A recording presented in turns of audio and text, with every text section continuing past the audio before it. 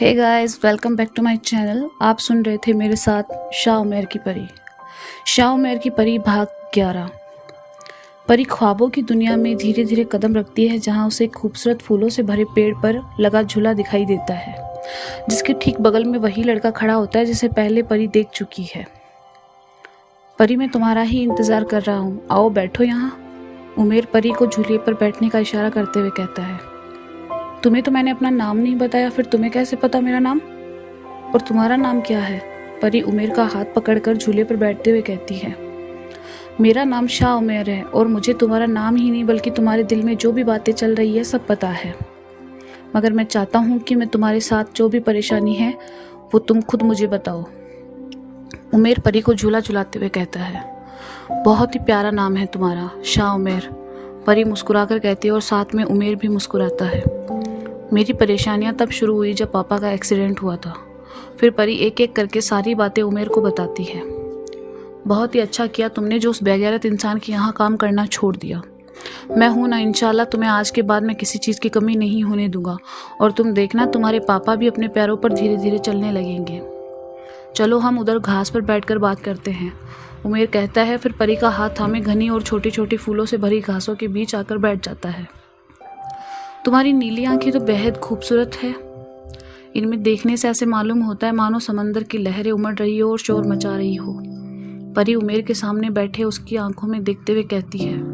थोड़ी देर के लिए दोनों एक दूसरे की आंखों में खो से जाते हैं।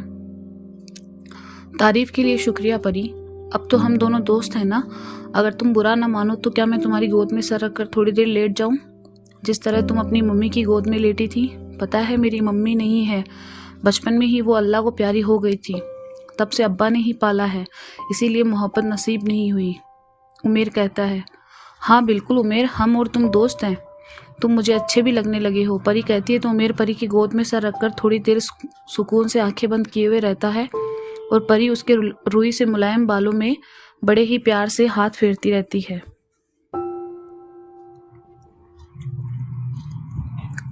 परी सुनो, तुम्हारे कमरे में जो आईना है, तुम अपने पैसों वाला पर्स वहीं रख देना और तुम्हें जो भी चाहिए बस मुझे बता देना, मैं सब पूरा कर दूंगा।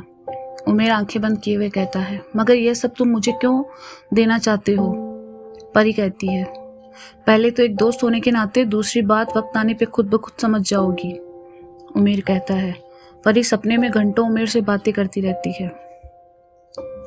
परी बेटा उठो, क्या हो गया तुम्हें? आज ऑफिस नहीं जाना है क्या? अभी तक सोई हो? और ये कैसी परफ्यूम लगाई है तुमने? बहुत ही अच्छी खुशबू आ रही है। नादिया जी परी को उठाते हुए कहती है। परी हड़बड़ा कर उठ बैठती है और अपने कपड़े सूंघते हुए कहती है। खुशबू? कैसी खुशबू मम्मी? क्या सुबह हो गई? मगर मम्मी मैं तो अभी तक सोई ही थी और मैंने कोई परफ्यूम नहीं लगाया। पता नहीं मेरे कपड़ों में ये महक कैसे आ गई। खैर आप भी ना मम्मी, मुझे नींद से जगा दिया। कितना अच्छा ख्वाब देख रही थी मैं। बावली हो गई है तू। तुम्हें पता भी है तुम कल शाम से सोई हो। रात में तेरे पापा और मैंने खाना खाने के लिए कई बार तुम्हें उठाया, मगर तुम हिल तक नहीं रही थी। चलो उठ जाओ वरना ऑफिस के लिए लेट हो जाओगी। नादिया जी कहते हुए चली जाती है। सच में मैं इतनी गहरी नींद में सोई थी, मगर वो ख्वाब, वो लड़का शाह उमेर। परी कहती हुई पानी की बोतल उठाकर मुंह से लगाए हुए आईने के पास जाकर खड़ी हो जाती है। उसे आईने में उमेर की झलक दिखती है तो वो डर कर पीछे हटती है। उसके मुंह का पानी कुछ आईने में और कुछ फर्श पर गिर जाता है, जिससे उसका पैर फिसलता है और वो जैसे ही गिरने लगती है उसे महसूस होता है जैसे किसी ने उसे थाम लिया हो। वह खुद ब खुद सीधी खड़ी हो जाती है। सब कुछ इतना जल्दी होता है कि उसे कुछ समझ ही नहीं आता कि उसके साथ क्या हुआ। दोबारा आईने में झांकने की उसकी हिम्मत नहीं होती और वो भागती हुई अपने मम्मी के पास जाती है। अरे क्या हुआ परी, तुम इस तरह दौड़ क्यों रही हो? परी के पापा हसन जी कहते हैं। जी वो बस ऐसे ही। परी कहती है। अच्छा ठीक है, जब तक तुम रेडी हो रही हो अपना मोबाइल मुझे देना, जरा मैच स्कोर और न्यूज़ देख लूँ। हसन जी अपनी व्हील चेयर पर टेक लगाए हुए कहते हैं। जी पापा अभी लाती हूँ। कहते हुए परी डर डर कर अपने कमरे में कदम रखती है। बेटा तुम इतना डर क्यों रही हो? चूहा है क्या कमरे में? हसन जी कहते। नहीं पापा, मैं तो बस ऐसे ही। कहते हुए परी हिम्मत करके कमरे में जाती है तो उसे याद आता है कि उसने कल से मोबाइल बैग से निकाला ही नहीं। परी आईने की ड्रेसिंग पे पड़े अपने बैग को उठाती है और मोबाइल निकालने के लिए जैसे ही बैग की चेन खोलती है, उसमें 500 के नोट की 6 गड्डियां उसके बैग में पड़ी रहती है उसकी आंखें हैरत से फटी रही जाती है। या खुदा, इतने सारे पैसे मेरे बैग में कैसे आ गए? क्या रात में ख्वाब वाली बात सच तो नहीं? परी उलझन में खड़ी रुपयों को उलट पलट कर देखती रहती है। दूसरी दुनिया, जाफरान कबीला।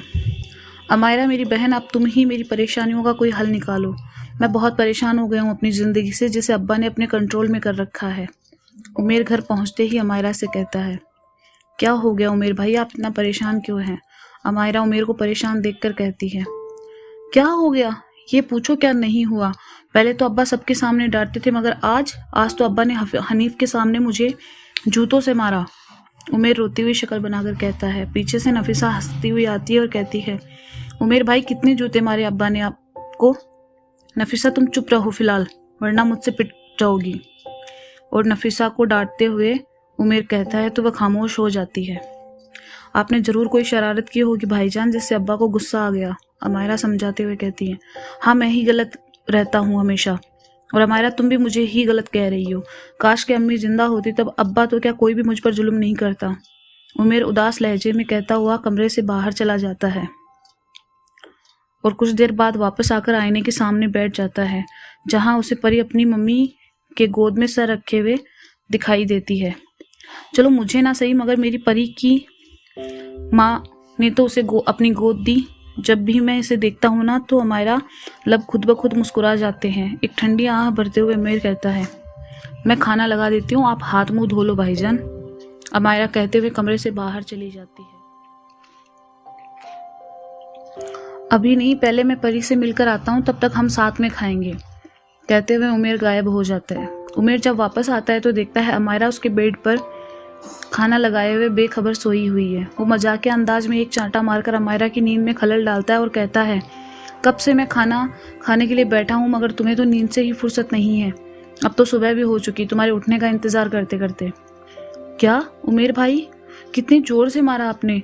मैं सुबह की नमाज के बाद सोई हूँ, सारी रात आपके इंतजार में थी। कहाँ गए थे आप, मुझे बताओ? साथ खाना खाने के लिए कह रहे थे। अमायरा अपने गालों को सहलाते हुए कहती है, गया तो था वापस आने के लिए, मगर तेरी भाभी की गोद में इतनी अच्छी नींद आई कि क्या बताऊं तुझे। देख कितनी मासूमियत से सोई है तेरी भाभी। उमेर आईने के पास परी को देखते हुए सामने से कहता है, या अल्लाह भाईजान, आप दुनिया में गए थे, आपको अब्बा ने कसम दिया है ना? अमायरा मुंह पे हाथ रखते हुए हैरत से कहती है, अरे नहीं पगली, मैं तो अभी उसके ख्वाब में उससे जान पहचान बढ़ा रहा हूँ। जिस रोज वो मेरी मोहब्बत को अपने अंदर महसूस करने लगेगी, उस दिन उसके सामने आ जाऊंगा। फिलहाल ख्वाबों में ही मोहब्बत भरी बातें होंगी। उमेर अमायरा के साथ बर्तन उठाए किचन में जाते हुए कहता है, नफीसा अभी तक सोकर नहीं उठी क्या? उमेर नहाकर आईने के सामने अपने बालों को संवारते हुए कहता है तो सामने उसे परी पानी की बोतल मुंह से लगाए आईने के पास आती दिखती है। उमेर शरारत से परी को खुद के सामने जाहिर करता है तो परी के मुंह का पानी डर के मारे उसके मुंह से निकलकर उमेर के चेहरे पर पड़ जाता है। उमेर भाई, भाभी ने तो आपके चेहरे को देखकर कुल्ला कर दिया। अमायरा नफीसा हंसते हुए उमेर के पास आकर कहती है, उसने डर से कुल्ला किया पगली। और नफीसा की बच्ची, तुम इतनी देर तक सोते रहती हो, चलो अब जाओ नाश्ता लेकर आओ, मुझे महल भी जाना है, वरना अब्बा मेरी अच्छे से खबर लेंगे। उमेर कहता है, फिर आईने की तरफ पड़े परी के बैग में जादू से ढेरों रुपए रखकर नाश्ता करने के लिए पलंग पर बैठ जाता है। उमेर भाई, आप ही बता रही थी कि आपके सभी ख्वाबों में परी भाभी से मिलने जाते हो। कुछ बात आगे बढ़ी है आप लोगों की, या फिर ऐसे ही? नफीसा नाश्ता लगाकर बैठते हुए कहती है, अभी तक तो दोस्ती हुई है, मगर उससे एक ख्वाब से ही लगता है कि मुझे एहसास दिलाना है कि वो जो कुछ भी देखती है सब सच है। उमेर खाते हुए कहता है, जरा हमें भी बताइए भाई, क्या क्या बातें हुई हैं आप दोनों के बीच? अमायरा नाश्ते के लिए बैठते हुए कहती है, ज़्यादा कुछ नहीं, मगर ज़िंदगी में बहुत सारी मुश्किलात है जिसमें उलझी हुई है वो। जिस जगह वो घर चलाने के लिए काम करती है, वहाँ के मालिक ने उसकी इज्जत पर हाथ डालने की कोशिश की, इसलिए उसने वहाँ से काम छोड़ दिया। अब घर कैसे चलेगा, इन्हीं बातों में उलझी हुई है। तब तो भाई आपको उनकी मदद करनी चाहिए हर तरह से। अमायरा कहती है, हाँ मैं हमेशा उसका साथ दूंगा, वो बहुत प्यारी है। मेरे तो ख्यालों में भी नहीं आया था कि कोई मुझसे इतनी अच्छी शख्सियत वाली लड़की मिलेगी, मगर अब्बा महल से कहाँ आने देते हैं मुझे, हमेशा छुप छुप कर आता हूँ। उमेर कहता है, भाई आप परेशान ना हो, मैं अब्बा से कहूँगी कि वो आपको घर आने से ना रोका करे।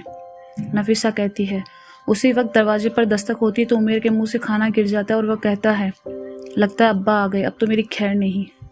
आप घबराइए मत भाई, और ना ही आपको गायब होने की ज़रूरत है। अब्बा से हम दोनों बहनें बातें करेंगे आज और अभी, अफीसा और अमायरा एक साथ कहती है।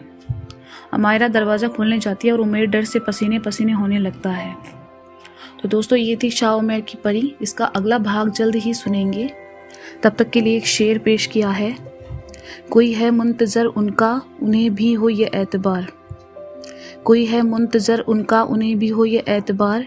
इश्क की आंधी चल रही कभी इस पार तो कभी उस पार। उमड़ते हैं जज्बात दिल में उन्हें दिल से लगाने को। उमड़ते हैं जज्बात दिल में उन्हें दिल से लगाने को। ये आग भी लगी है कभी इस पार तो कभी उस पार। शुक्रिया, खुदा हाफिज़।